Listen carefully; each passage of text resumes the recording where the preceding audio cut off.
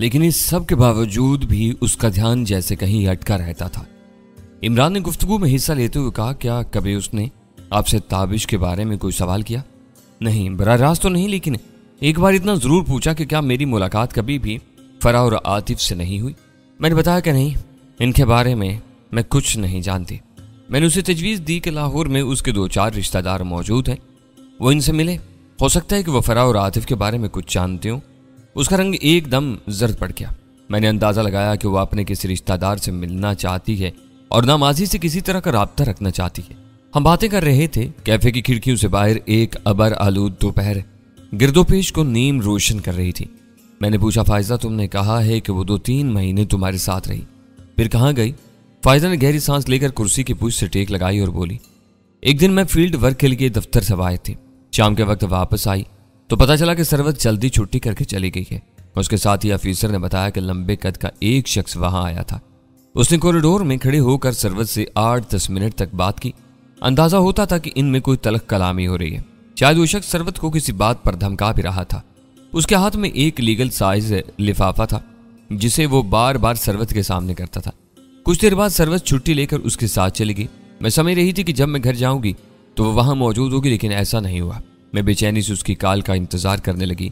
उसका मोबाइल बंद जा रहा था। वो सारी रात मैंने बड़ी बेचैनी से गुजारी। अगले रोज भी उसने कोई राब्ता नहीं किया। शाम के वक्त बस उसका मुख्तसर टेक्स्ट मैसेज मेरे मोबाइल पर आया। वो मैसेज अभी भी मेरे पास महफूज है। फायजा ने अपने शोल्डर बैग में से मोबाइल फोन निकाला और थोड़ी देर बाद हमें एक मैसेज दिखाया। इस मैसेज में करीबन 5 महीने पहले की डेट थी। मैसेज कुछ यूं था, फायजा मुझे बहुत अफसोस है कि तुम्हें बताए बगैर चली आई हूँ। मेरी कुछ ज़ाती मसरूफियात हैं जिनकी वजह से मैं आ नहीं सकती। बहरहाल मेरे बारे में फिक्रमंद होने की ज़रूरत नहीं, मैं बिल्कुल ठीक हूँ। मैं ऑफिस भी नहीं आऊँगी, मेरा इस्तीफ़ा ऑफिस में मिल जाएगा। फायजा ने बात झड़कते हुए कहा, मैंने सरवत के इस नंबर पर रब्ता की बहुत कोशिश की, लेकिन कामयाबी नहीं हुई। इस नंबर के अलावा मेरे पास उसका कोई अता पता नहीं था। आखिर में थक हार कर बैठ के इमरान ने फायजा से इजाज़त लेकर सिगरेट सुलगाया और बोला, इस बंदे के बारे में आपका क्या अंदाज़ा है जो सरवत से मिलने आया था? मैंने कहा है ना कि सरवत ने मुझे अपने बारे में बिल्कुल अंधेरे में रखा हुआ था। मेरे पास उसके रहने की पहली शर्त ये थी कि मैं कुछ भी पूछूंगी नहीं। जहां तक इस बंदे का ताल्लुक हो सकता है वो उसका शौहर हो, लेकिन अगर वो शादीशुदा नहीं थी, कोई भी हो सकता है। मसलन मेरा ध्यान सरवत की उस शादीशुदा सहेली की तरफ भी जाता है जिसके पास वो जर्मनी से आने के बाद ठहरी थी। हो सकता है कि वो इस सहेली का शौहर या देवर वगैरह हो। मेरा अंदाजा है कि वो अपनी इस सहेली का घर छोड़ने पर बावजूद मजबूर हुई थी। इमरान ने कहा, इसका मतलब है कि सहेली के शौहर या घर के किसी और मर्द का रवैया सरवत से ठीक ना हो। बिल्कुल ऐसा हो सकता है। आप जानते हैं इमरान साहब, हमारी सोसाइटी में खूबसूरत अकेली लड़की के लिए ज्यादातर मर्द तो शिकारी होते हैं। ऐसे लोगों का रेशो कम है। इमरान ने सिगरेट के रोशन सिरे को घूरते हुए कहा, इस बंदे का पता चलना चाहिए जो आखिरी बार सरवत से मिला था, या फिर सरवत की उस सहेली से कुछ पता चल सकता है जिसके पास वो जर्मनी से आकर ठहरी थी, लेकिन इसका भी कोई खोज खुरा नहीं। मैंने कहा। इमरान ने पूछा, दफ्तर में जॉब हासिल करते वक्त सरवत ने जो क्वाइफ लिखवाए, इनसे कोई मदद नहीं मिलती? फायजा ने इस सवाल का जवाब नफी में दिया। ओह, वो सामान जो वो तुम्हारे पास छोड़ गई थी, हो सकता है उससे कोई खोज मिले। मैंने कहा, मैंने तो वो कई बार देखा है, अगर तुम चाहते हो तो तुम भी देख लो। फायजा ने कहा। हमारी गुफ्तगू के दौरान ही में मौसम काफी अबर आलूद हो गया था। दोपहर ही में लग रहा था कि शाम हो गई है। लगता था कि अभी बारिश शुरू हो जाएगी। इमरान के मोबाइल फोन की घंटी बजी। उसने कॉल रिसीव की। हेलो, कौन? जी थानवी साहब, मैं बोल रहा हूँ। अभी? जी, लेकिन वो कुछ देर तक दूसरी तरफ से की जाने वाली बात सुनता रहा, फिर बोला, ठीक है, अगर आप जरूरी समझते हैं तो मैं हाजिर हो जाता हूँ। ओके। फोन बंद करके वो मुझसे मुखातिब हुआ। वीर अहमद थानवी साहब की कॉल थी। जोर दे रहे हैं कि अभी आ जाऊं, मरीज की हालत खराब है। तो फिर? मैंने पूछा। फायजा बोली, मेरे ख्याल में आपको कोई जरूरी काम है, आप चलें, मैं भी दफ्तर का थोड़ा सा काम निपटा लूं। आज रात का खाना आप मेरे घर खाएं, तफसील से बातचीत भी होगी। अभी आपको बहुत कुछ बताना है और आपसे पूछना भी है। फायजा ने अपने घर का मुकम्मल एड्रेस और फोन नंबर मुझे दिया। फायजा से रुखसत होकर हम जिलानी की मोटरसाइकिल पर सवार हुए और शाहजमाल के इलाके की तरफ रवाना हो गए। रह रहकर बिजली चमक रही थी। रास्ते ही में जोरदार बारिश शुरू हो गई। यह अच्छा खासा तूफान बादो बारां था। हम कहीं रुकने की बजाय चलते रहे। सावन में तो सब ही बारिश में नहाना चाहते हैं। इस जाती सर्दियों की बारिश में नहाने के लिए हिम्मत की जरूरत थी और यह हिम्मत हम दोनों में मौजूद थी। इमरान की जैकेट मुकम्मल वाटर प्रूफ थी। इसकी पॉकेट में मौजूद मौजर और एमुनेशन को कोई खतरा लाहक नहीं था। थानवी साहब ने चंद दिन पहले हमारे अंदर जो तजस्सुस जगाया था वह बरूज पर पहुंच चुका था। पीर साहब फरमाते थे कि एक मरीज के इलाज में इमरान उनकी खातिर-ख्वाह मदद कर सकता है, लेकिन इन्होंने अभी तक मरीज के बारे में कुछ बताया था और न इसके अलावा इसके इलाज के बारे में। हम जिस वक्त शाह जमाल की उस कोठी में पहुंचे, बारिश पूरा जोर पकड़ चुकी थी। हमारे इस्तकबाल के लिए फरमा अंदाम जमील और एक बारिश अधेड़ उम्र मुरीद पहले से बरामदे में मौजूद थे। जमील ने कहा, ओहो इमरान भाई, आप तो भीगते हुए आए हैं, आप बता देते, पीर साहब आपके लिए गाड़ी भिजवा देते। इमरान बोला, किसी एक को तो भीगना ही पड़ता, हम न भीगते तो गाड़ी भीग जाती, बल्कि चिकड़ो चिक्कड़ हो जाती, फिर सर्विस कराने पर काफी पैसे लग जाते। हमारा क्या है, थोड़े से पानी से नहा लेंगे और पानी की बचत बहुत ज्यादा जरूरी है। अमेरिका ने कहा है कि अगली सारी लड़ाइयां पानी की वजह से होंगी, जैसे पिछली सारी लड़ाइयां अमेरिका की वजह से हुई हैं। इमरान जब एक बार जुबान को हरकत दे देता था तो फिर वो जल्दी रुकती नहीं थी, लेकिन यहाँ बोलने का ज्यादा मौका नहीं था क्योंकि हम जल्दी ही थानवी साहब के कुर्बू जवार में पहुंच गए। थानवी साहब ने अपने कमरे में हमारा इस्तकबाल किया, तपाक से मिले, इस बात पर मुआज़रत भी की कि हमें भीगते हुए यहाँ आना पड़ा। वो सफेद शलवार कमीज में थे, कंधों पर एक सुनहरी शाल थी। इन्होंने हमें साथ लिया और एक दूसरे कमरे में ले आए। यहाँ का मंजर ताज्जुब खेज था। एक पलंग पर एक नहायत कमजोर शख्स लेटा नजर आया। उसकी उम्र यही कोई 26-27 साल दिखाई देती थी।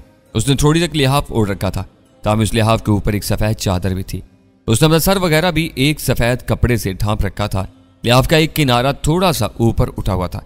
इससे पता चला कि उस शख्स के सीने पर कोई जख्म सा है जिस पर पट्टियां बनी हुई हैं। इस जवान साल शख्स की गुदली आंखों में खौफो हिरास चमका रह गया था। रुखसारों पर जर्दी खड़ी हुई थी। एक फरबा अंदाम अधेड़ उम्र औरत मदकूक शख्स के सराहने बैठी थी और आंसू बहा रही थी। अंदाजा हुआ कि यह मरीज की माँ है। माँ बेटा ने जिन नजरों से इमरान को देखा, मुझे फौरन यकीन हो गया कि वो इसे पहले से जानते हैं। दूसरी तरफ इमरान के चेहरे पर भी शनासाई के आसार नजर आए। इमरान को देखकर अधेड़ उम्र औरत उठकर खड़ी हुई और घबराए हुए अंदाज में जरा पीछे हटकर खड़ी होगी। अहमद थानवी साहब ने इमरान की तरफ इशारा करके मदकूक शख्स से कहा, नियाज मोहम्मद, इसे पहचान रहे हो ना तुम? ये इमरान है जिसे तुम अम्मू कहते हो। मदकूक शख्स ने अपने सूखे सड़े होंठों पर जुबान फेरी और मजीद डरा हुआ दिखाई देने लगा। थानवी साहब दोबारा गोया हुए, बड़ी मुश्किल से ढूंढ कर लाया हूं इसे। अगर अब भी तुम्हारे दिमाग का फतूर ना निकला तो ये बहुत बड़ी बदकिस्मती होगी।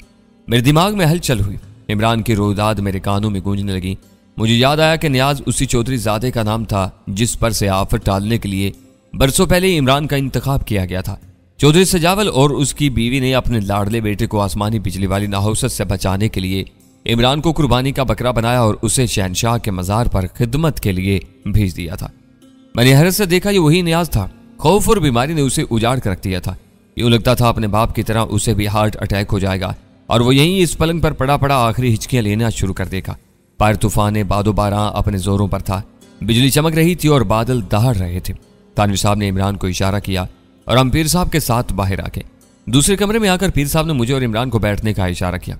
हम बैठ गए तो वो बोले, इमरान बेटा, इंसान जो कुछ बोता है वही काटता है।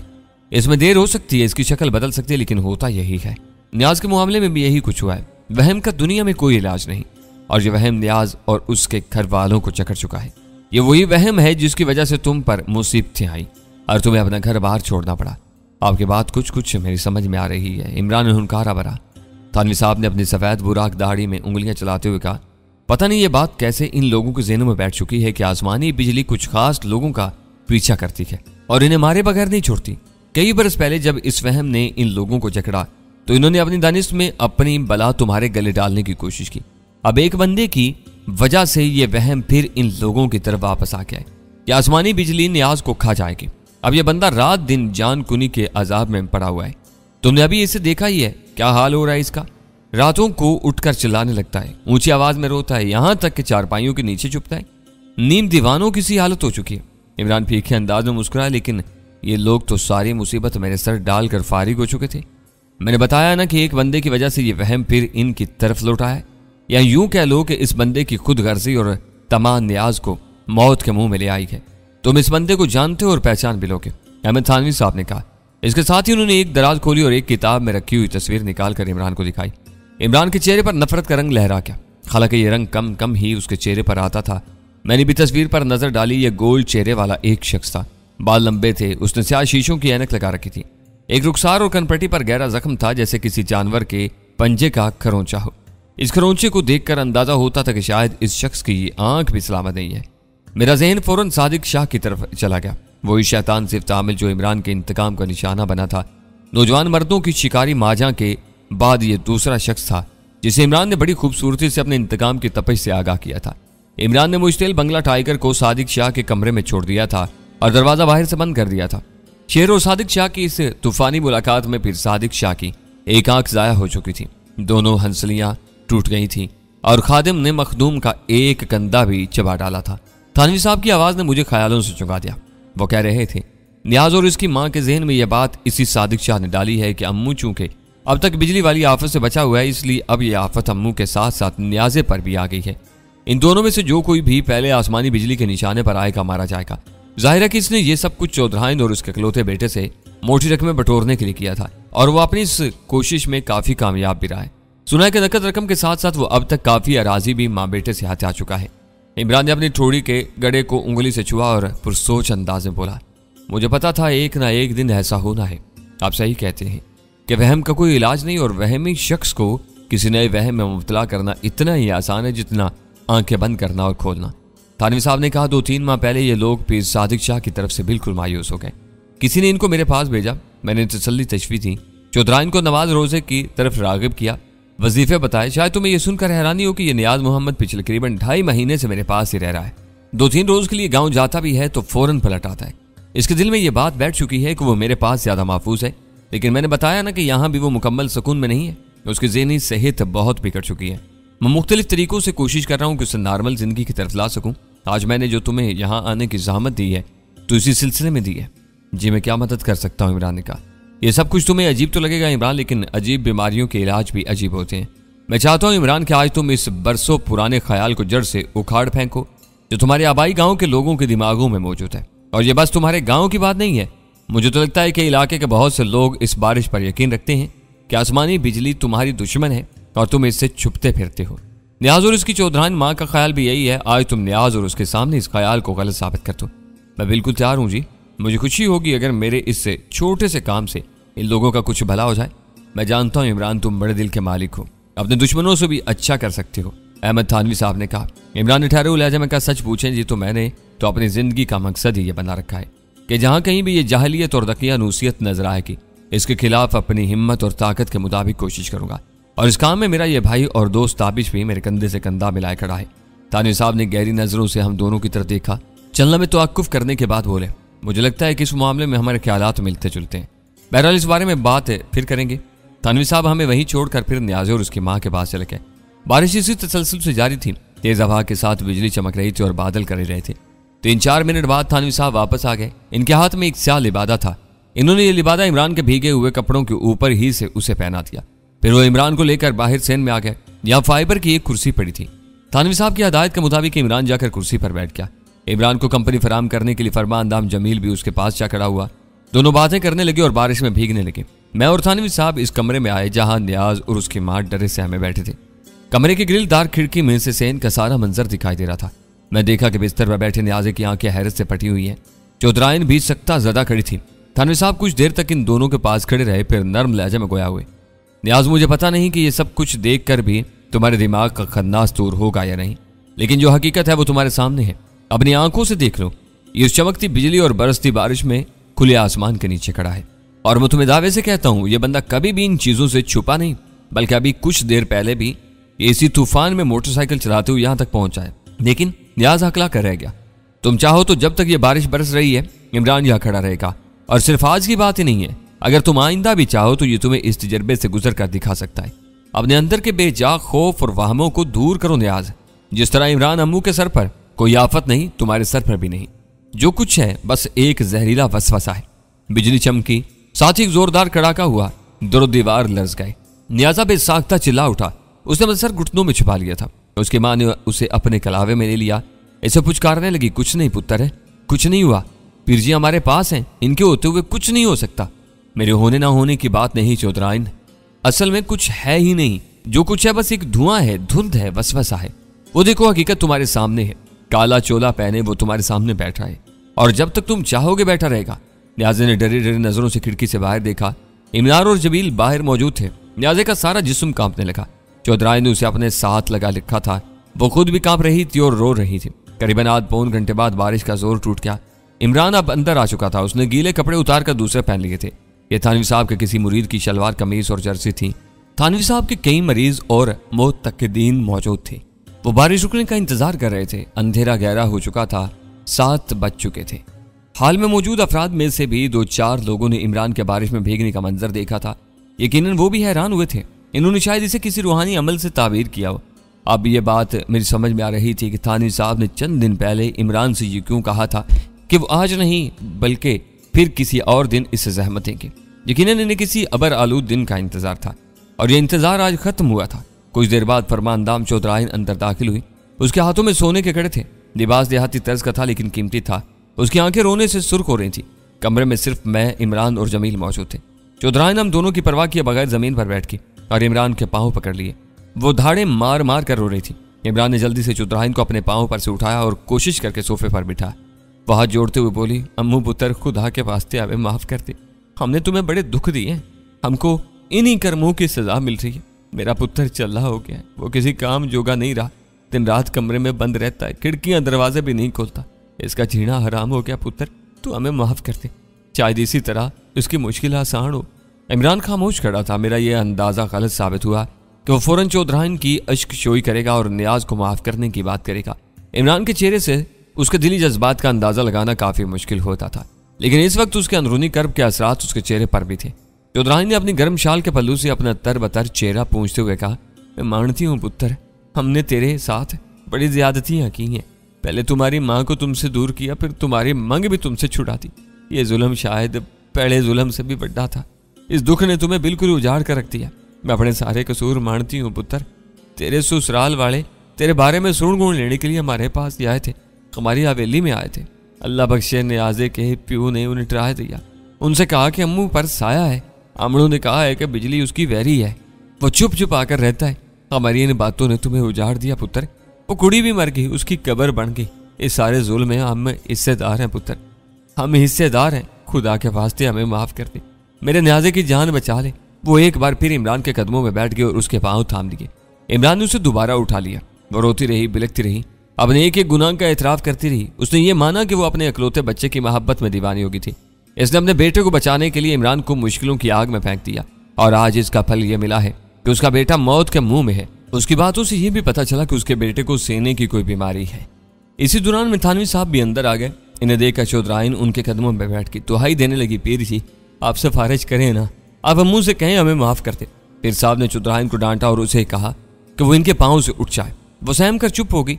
इसका रंग हल्दी हो गया था। उसकी हालत देखकर थानवी साहब ने नर्म लहजा इख्तियार किया और उसे तसल्ली दी कि इमरान इनके साथ वो नहीं करेगा जो इन्होंने इसके साथ किया है। वो इन्हें माफ कर देगा और इसकी मुआफी इंशाअल्लाह न्याजे को ठीक होने में भी बहुत मदद देगी। चौधराइन सिसकियां लेती रही।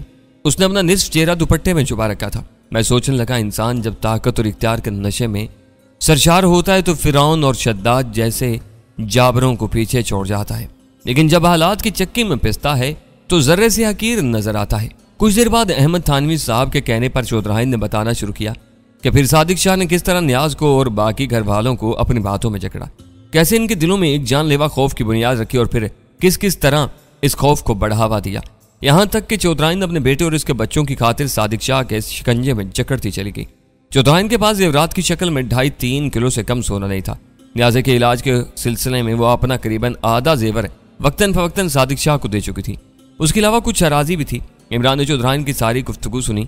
आखिर में उसने पूछा, चाची मेरी माँ के बारे में कोई खैर खबर नहीं है तुम्हारे पास? चौधराइन ने नफी में सर हिलाया और आंसू बहाते हुए बोली, पीर साहब की दुआ से अब मैं 5 वक्त की नमाज पढ़ने लगी हूँ। मैं हर नमाज के बाद रब से दुआ करती हूँ कि हमें पैण शरीफा का कोई पता चले, हम उसके पाँव में गिरकर माफ़ी मांगे। पता नहीं ये दुआ कब कबूल होगी। इमरान ने कहा, चाची तू पिछले चंद महीनों से जिस तरह अपने पुत्र के लिए तड़प रही है, मेरी माँ पिछले 10 साल से इसी तरह तड़प रही होगी। क्या कभी तुमने सोचा है इस बारे में कि तुम लोगों ने उसके साथ क्या किया? वो एक बार फिर दुपट्टे में मुंह छुपाकर आंसू बहाने लगी। बारिश थम गई थी। थानवी साहब के अकीदतमंद अब जाना शुरू हो गए थे। इनमें औरतें भी थी और मर्द भी। कोठी के सामने सड़क पर कितार में खड़ी हुई गाड़ियों में से कुछ गाड़ियां अस्टार्ट हो रही थी। मोटरसाइकिलों वगैरह पर आए हुए लोग भी निकल रहे थे। एक चादरपोश लड़की रिक्शे वाले को हाथ के इशारे से रोक रही थी। रिक्शा रुक गया। जब वो अंदर बैठने के लिए जरा सा घूमी तो मेरे 14 तबक रोशन हो गए। मैंने आंखें सुकेड़ कर देखा और अपनी जगह से बेसाख्ता खड़ा हो गया। मेरी नजर धोखा नहीं खा रही थी। ये चेहरा मेरा देखा भाला था। ये कद काठ, ये हुलिया, ये सरवत की छोटी बहन नुसरत थी, जो सरवत के साथ ही जर्मनी चली गई थी। स्ट्रीट लाइट की तेज रोशनी में चंद सेकंड के लिए मुझे पूरी की पूरी दिखाई दी, फिर रिक्शे में और चलो की। मैं तड़प कर खिड़की तक पहुंचा। एक बार इश मुरीद मेरा धक्का लगने से दूर जा गिरा था। मैं खिड़की से मुंह निकाल कर दीवार चिल्लाया, रुको, रुक जाओ। तब तक रिक्शा सड़क के मोड़ पर ओझल हो चुका था। इमरान आओ, मैं बुलंद आवाज से बस इतना ही कह सका था। हम आगे पीछे दौड़ते बाहर गैराज में आए। इमरान जान चुका था कि मैंने किसी को देखा है और अब उसके पीछे जाना चाहता हूँ। उसे लपक कर मोटरसाइकिल संभाली। वो बारिश में भीगी हुई थी, 3-4 किक्स से पहले स्टार्ट नहीं हो सकी। हमारा अंदाज देखकर इर्द गिर्द के सारे लोग छिटके हुए थे। जो मोटरसाइकिल स्टार्ट हुई, हम तूफानी अंदाज में अहमद थानवी साहब की कोठी से निकले। किधर? इमरान ने पूछा। रिक्शे के पीछे, अभी दाएं तरफ मुड़ा है, नीले रंग का है। सारे रिक्शे नीले रंग के होते हैं, नंबर देखा है? नहीं। इमरान ने सड़क पर फिसलन की परवाह किए बगैर खतरनाक रफ्तार से मोटरसाइकिल को दाएं तरफ मुड़ा। रिक्शा करीबन 100 मीटर सड़क के मोड़ पर ओझल होता दिखाई दिया। इमरान एक्सीलेटर को घुमाता चला गया। जब हम मोड़ पर पहुंचे तो रिक्शा कहीं दिखाई नहीं दिया। करीबन 200 मीटर आगे जाकर हम सिटपटा गए। ये एक चौराहा था, 3 इतराफ में खमदार सड़कें थीं। कुछ समझ नहीं आया। इमरान ने अंदाजे से एक सड़क पर मोटरसाइकिल डाल दी। हम करीबन 5 मिनट तक इधर उधर चकराए मगर मतलूबा रिक्शे का खोज नहीं मिला। आखिर हम रुक गए। इस 10 मिनट की भाग दौड़ के दौरान में मैंने अपने दिल की धड़कनों को अपनी कनपट्टियों में महसूस किया था। कौन था रिक्शे में? इमरान ने सिटपटाए हुए लहजा में पूछा। मैंने लर्जा आवाज में कहा, पूरी यकीन से तो नहीं कह सकता इमरान, लेकिन 90% इम्कान इस बात का है कि रिक्शे में सरवत की छोटी बहन नुसरत बैठ कर गई है।